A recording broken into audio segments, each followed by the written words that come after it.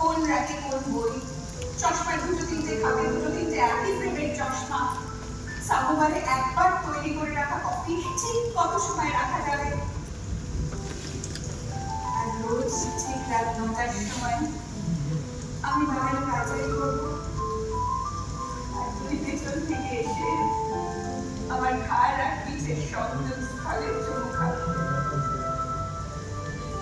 আমার ঘাড়ে এগিয়ে থাকা চুলগুলোর মধ্যে দিয়ে চলে যাবে তোমার গরম নিঃশ্বাস। আর প্রতি রাতে সেই চুম্বনে আমি শিখে উঠব।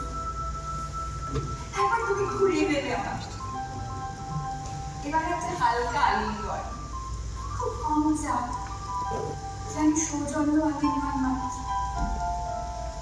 একবার সামনে থেকে ঘাড় আর পিঠের সংযোগস্থলে আরেকটা চুম্বন।